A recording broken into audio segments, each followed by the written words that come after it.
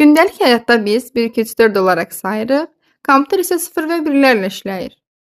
Necə olur ki, eyni bir ədəd həm riyaziyyatda, həm kompüterdə fərqli görünür? Cavabı təbii ki, məlumdur. Bizim rəqəmlərin sehirli aləmi say sistemləri. Mövzumuz say sistemləridir. Növbətsiz say sistemlərində rəqəmin dayandığı yerin qiymətə təsiri yoxdur. Yəni, rəqəmin qiyməti sabit qalır. Bu say sisteminə Rum rəqəmlərini aid edə bilərik. Qeyd etdiyimiz buradakı qrafikdəki simvollar Rum rəqəmlərinin əsas vacib simvollarıdır. Burada 1, həmin bu işarə 5, 10, L 50, sentium S 100, D 500, M isə 1000 deməkdir. Bu say sistemində ədədlərin tapılması qaydasına baxaq. Rum rəqəmlərində rəqəmlər soldan sağa olaraq, yəni azalma sırası ilə düzülür və bu halda onların qiyməti toplanır. Ədəddə 5, 50, 500 rəqəmlərindən, yəni bu şəkildə simvollardan yalnız bir dəfə istifadə edilə bilər. Digərlərinin ardıcıl 4 işarə yazmamaq üçün önünə prinsipindən istifadə olunur. Yəni, məsələn, 8-ə qədər yazırıq, 5-dən sonra 3 rəqəm, daha sonra 9-a gələndə artıq 4-cünü yazmamaq üçün ondan bir vahid az, yəni onun soluna bir vahid az qoyuruq və bu ifadəmiz olur 9. Əsas qayda ondan ibarətdir ki, solda böyük rəqəm, solda burada bu hissədə böyük rəqəm, sağda isə kiçik rəqəm yazılarsa, o zaman həmin bu ədədlər toplanır, qiymətləri toplanma olur. Əgər birinci, yəni solda kiçik rəqəm, sağda böyük yazılarsa, o zaman böyük ədəddən kiçik çıxılır və qiymət bu şəkildə tapılır. Gəlin nümunəyə baxaq. Tutalım ki, bu şəkildə 5 böyükdür, 1 kiçikdir. 5 böyük ədəd soldan başladığı üçün, böyükdən başladığı üçün toplanır. 5-in üstünə 1 gəlirik, 6. Əksinə, əgər birinci kiçik, sonra böyük simvol gələrsə, o zaman 5-dən 1-ni çıxırıq, edir 4. Deməli, bu ifadəmiz 4, bu ifadəmiz isə 6-dır. Görürük ki, birinci M hərfi gəlib, M nə idi? Minlik. Sonra C, yüzlük, yenə minlik. Əgər 2 dənə minlik olsaydı, yan-yana olar. Deməli, bir dənə minlik dəqiq var. Bu mini qeyd etməliyik və üstə gəlinsin. Daha sonra görürük ki, minin sağında bir C var. Yəni, mindən 100 dənə azaltmalıyıq. Mindən çıxırıq 100-ü. Yenə üstünə gəlirik. Baxırıq 10 və C-də 100-dür. Deməli, birinci kiçik gəlib, sonra böyük gəlib. Deməli, böyükdən, 100-dən çıxmalıyıq 10-u. Üstə gəlinsin. Daha sonra 5 gəlib, ondan sonra 1 gəlib. Birinci böyük, sonra kiçik gəlib. Deməli, burada toplama var. 5-in üstünə 1 gəlirik. O da edir 1000, buradan 900, buradan da 96. 1996. Daha sonra belə bir ifadəyə baxaq. Baxırıq, 3 dənə eyni M hərfi. M nə idi? Minlik idi. Yan-yanadırsa, baxırıq M, M, M. Elə burada deməli 3000-dir. Daha sonra ya ilə 2000-i dəqiq götürə də bilərik. Sonra baxarıq ki, M, C böyük birinci gəlib, sonra kiçik gəlib. Deməli, arada toplama olacaq da birbaşa 3000-i yaza bilərəm. 3000 və bu neçədir? C 100-lükdür. 100. 100-ü yazmamışdan əvvəl yenə də diqqət eləyək ki, baxın 100-dən sonrakılar hamısı 100-dən kiçikdir. Yəni 10 gəlir, 10 da 100-dən kiçik olduğu üçün birinci böyük, sonra kiçik gəlib. Deməli, burada 100 dəqiq yəni özünü yaza bilərəm. Daha sonra nə yaza bilərəm? Baxıram, 2 dənə 10-luq var. 2 dənə 10-luğu olduğu kimi yaza bilərəm. 10, üstə gəl 10 və daha sonra bir kiçik, bir böyük gəldi. Birdən sonra mix yazılıb. Deməli, burada 10 çıxaq 1 olacaq. O da edir 3129. 3129.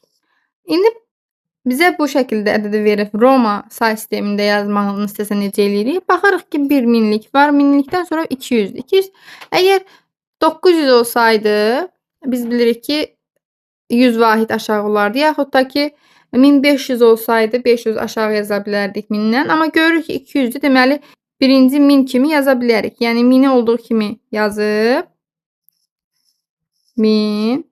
Daha sonra 200-ü də 100 üstəgəl 100 şəklində yaza bilərik. Daha sonra 30-u necə yaza bilərik? 2 dənə onluq şəklində ifadə eləyə bilərik. Buradan 1000-i ifadə edəcəyik M ilə və 2 dənə yüzlüyü S ilə və 3 dənə də onluğu bu şəkildə ifadə edə bilərəm. Və ədədimiz gördük ki, 1230 ədədi Rum rəqəmləri ilə bu şəkildə yazılır. Mövqeli say sistemində rəqəmin dəyəri onun dayandığı mövqedən asılı olaraq dəyişir. Məsələn, burada qeyd etmişəm, 345 ədədinə baxırıq. 345 ədədində 3 yüzlük, 4 onluq, 5 isə təklikdir.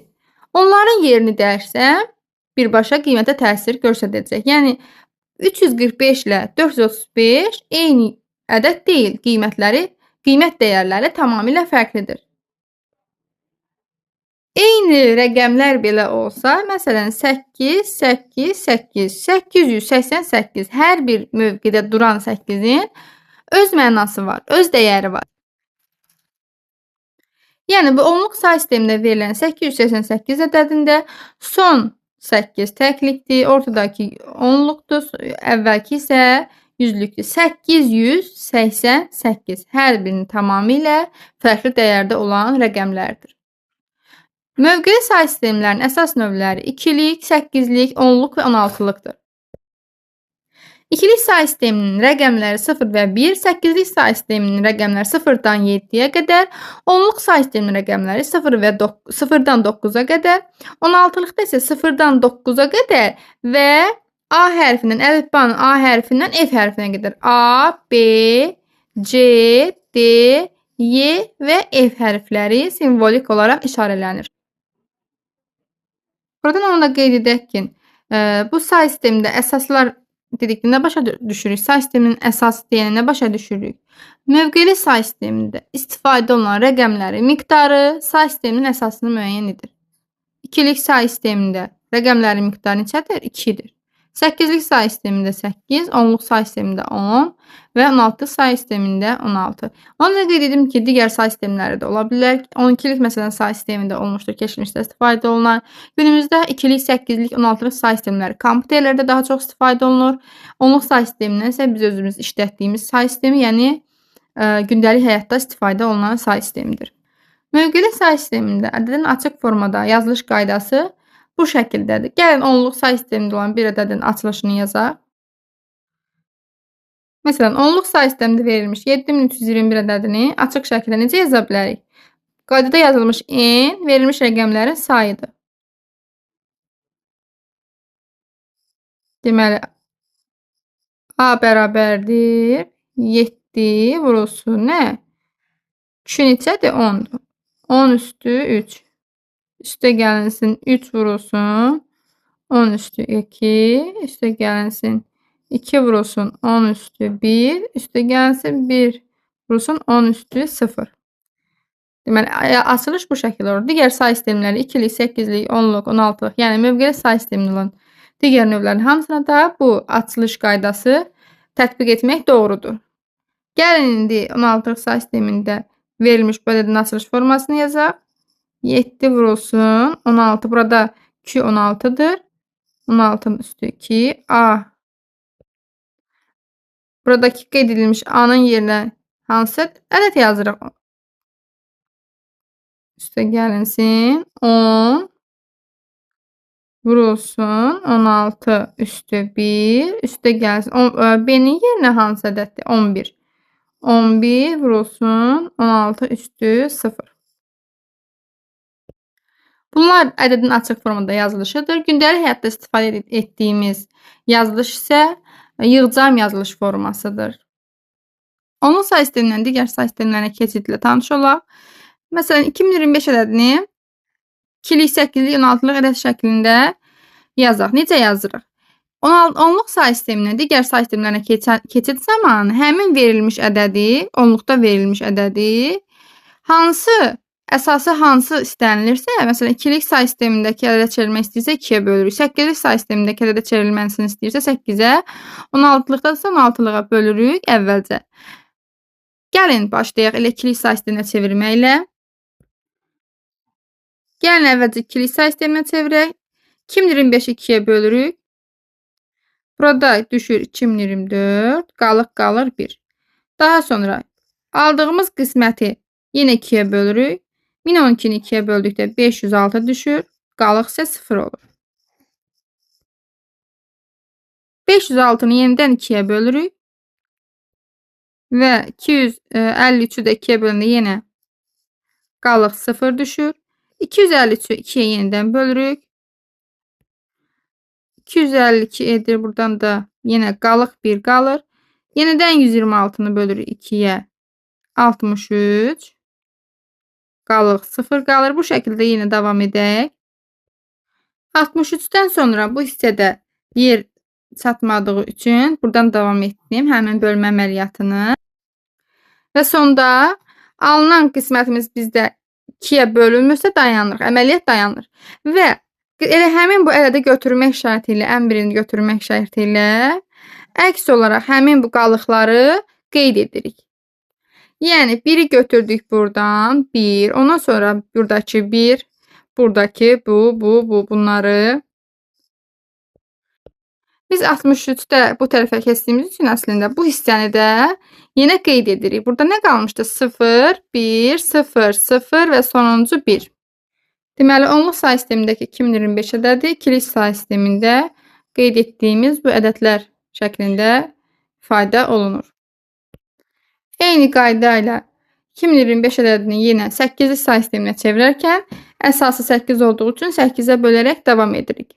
Və nəticə olaraq sonda aldıq 3, 3 8-ə bölünmür deyə 3-ün özünü götürürük birinci. Daha sonra hansı ədədləri götürürük? 7, 5 və son olaraq 1. Deməli, bu ifadəmiz də 8-lik say sisteminə, 2025-in 8-lik say sistemində qeyd olunduğu simvollardır. Yenə 16-lıq say sisteminə çevirərkən də eyni qaydanı tətbiq edirik. Əsası 16 olduğu üçün 16-ya bölürük. Buradan yenə 7, qismətdə 7 qalır, 7-ni yazırıq. Daha sonra 14 deməli ədədi bizdə 14-ü ifadə edən 16-lıq say sistemindəki simvol hansıdır? Y-dir. Y yazırıq. 9-u da qeyd edirik. Bu ifadədə deməli 2025 ədədinin burada 2025 ədədinin 16-lıq say sistemindəki qarşılığıdır. Digər say sistemləri onluq say sisteminə keçid zamanı mövqeli say sistemlərində ədədlərin açılış formasından istifadə edirik. İndi digər say sistemində bir ədəd götürək. Məsələn, bu verilmiş 2-lik say sistemindəki ədədi onluq say sisteminə çeviririk. Necə çeviririk? Baxırıq. 1 vurulsun. 2 üstü neçə yazacağıq? N üstü 1. Yəni, ümumi rəqəm sayını nə qədərdir? 5 dənədir. 1 vahid az 4 olacaq. Vurulsun. Daha sonra 0 üstə gəlsin burada. 0 vurulsun 2 üstü 3.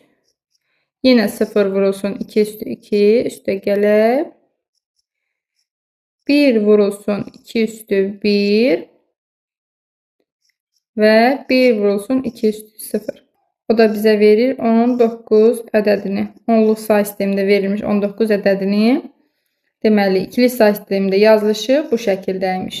Məsələn, bu 8-lik say sistemindəki ədədi onluq say sisteminə çevirincə çevirəcəyik.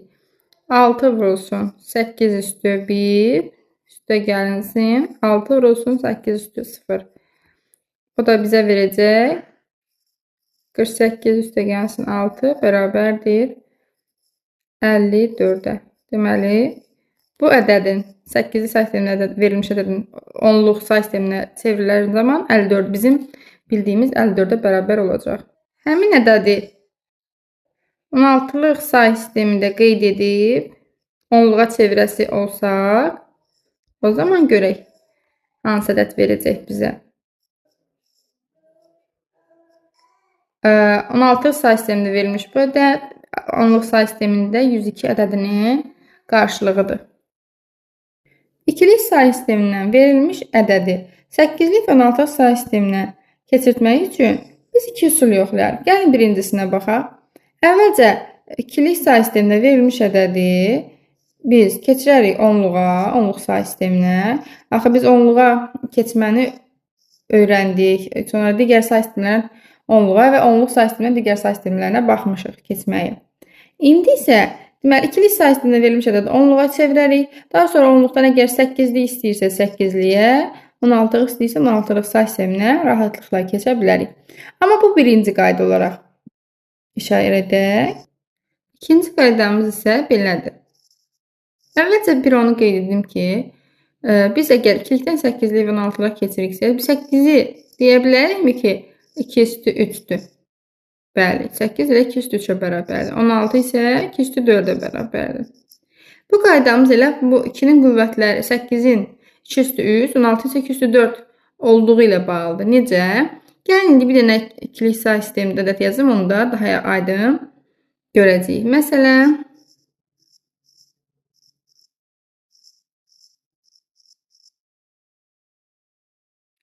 ikilik say sistemində verilmiş bu ədədi bizə qeyd edilib ki, 8-lik və ya 16-lıq say sisteminə keçirdik. Necə keçirdirik?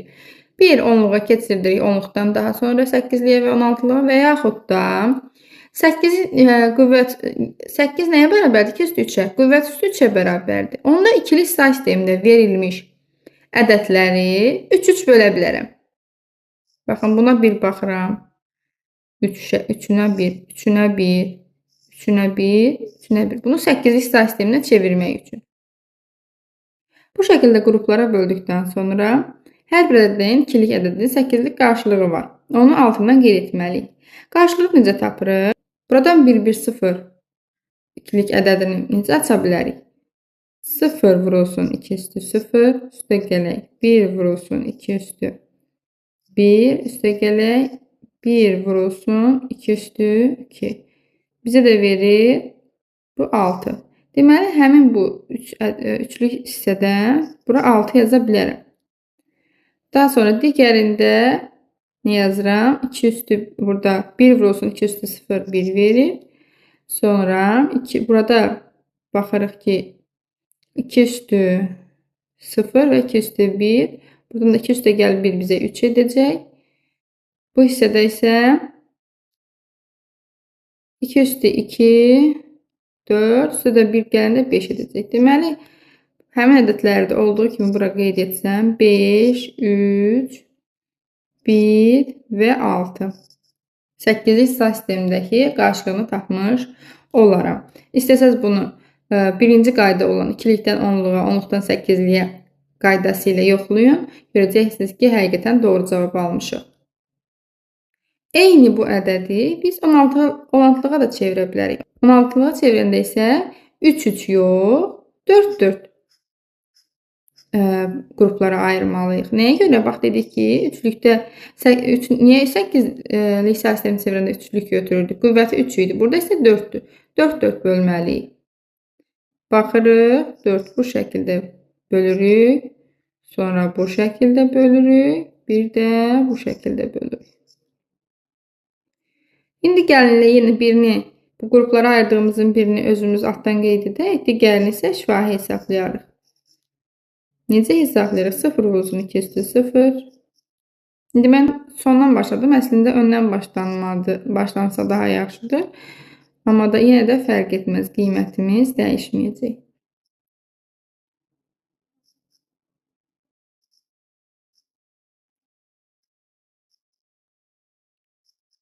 Bura neçə idi? 2 üstü 0, 1. 0'a vurduğumuz üçün 0'a çevrildi. 2 üstü 1'imiz 2.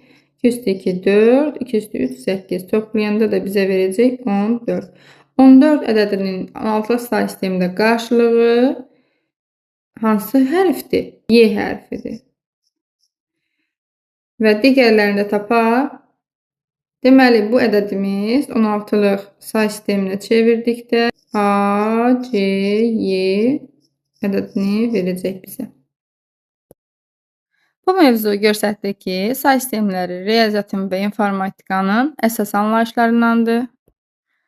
Unutmayaq ki, say sistemləri sadəcə rəqəmlər deyil, bir düşünmə tərzidir. İnsan onluqla, kompüterlər isə ikiliklə düşünür. Amma biz bu say sistemlərini başa düşməklə insan düşüncəsi ilə texnologiyanı birləşdirmiş oluruq. Bu dərsimizdə öyrəndik ki, istər ədəd onluqda olsun, istər 8-likdə, 16-lıqda və yaxud da 2-likdə. Hamısı eyni dəyəri fərqli şəkildə ifadə edir. Unutmayaq ki, bilgi rəqəmlərlə başlayır, amma anlayışla dərinləşir.